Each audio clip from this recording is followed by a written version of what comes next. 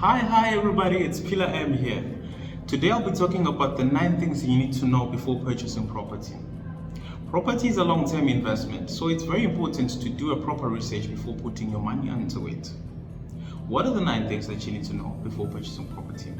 Number 1, your price range, your affordability, how much you qualify for. How do you go about knowing this information? You go to the bank, inform them you're interested in buying or purchasing property. What they'll do for you, they'll do a pre-approval or a pre-qualification, and they'll inform you of how much you qualify for. Alternatively, you can approach your real estate agent. What we normally do is we take 3 months bank statement, 3 months payslip, and a copy of your ID.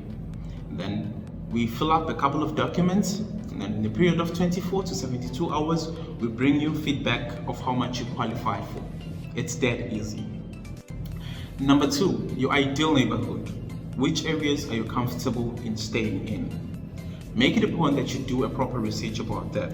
For instance, I'm in Richards Bay. If I work in Richards Bay, there's plenty of properties in Richards Bay in different areas, in different suburbs. So it's very important to understand which area would you be comfortable in staying in Richards Bay. There's Bedswood, there's Marion-C, there's Arboretum, there's Feldenfell, Weldon Weld, the list goes on and on. So it's very important to understand your ideal neighborhood before purchasing a property. Take a drive to that area. During the day, at night, midday, whenever, take a drive. Are you comfortable or are you in love with that area? Would you love to own a property in that area? Number 3, the type of a property that you would love to own. There's different types of property. We have a standalone house, we have a complex, we have an apartment, we also have a gated estate. So it's very important to understand those types of properties before you go ahead and search for a property. Which one would you love to have? Number 4, the number of bedrooms and bathrooms you want in your property. This one is based on how many people you stay with, your normal visitors, and as well as, if you want to grow a family as well, you need to put that into consideration. Remember what I said earlier on, property is a long-term investment, so you need to know those kind of things before you purchase your property. Number 5, your outdoor space. What type of an outdoor space do you want in your property? Are you looking for a bright area? Are you looking for a swimming pool? Are you looking for a garden? Number 6, your parking space or your parking lot. How many parkings does your property offer?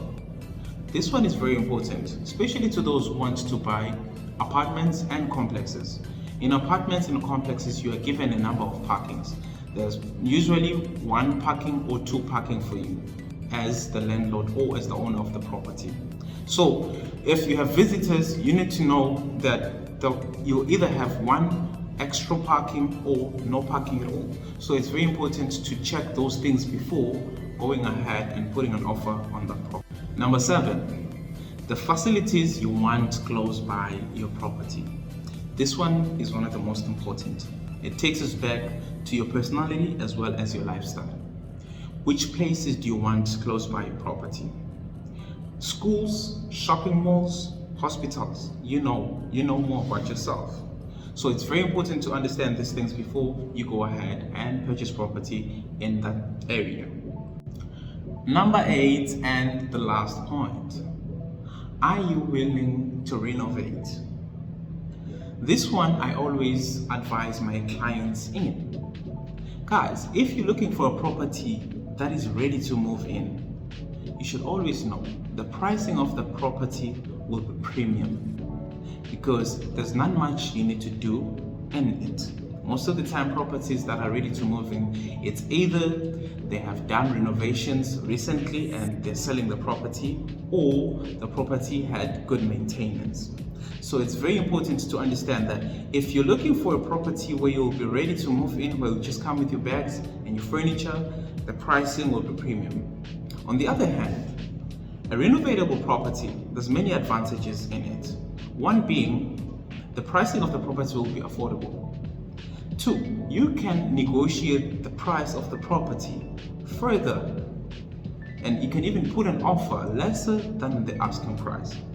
So it's an advantage to go for a renovatable property, and That's what I mostly advise people to go for. Right, we've come to the end of our video. Thank you so much for tuning in. Please follow the channel for more content on property.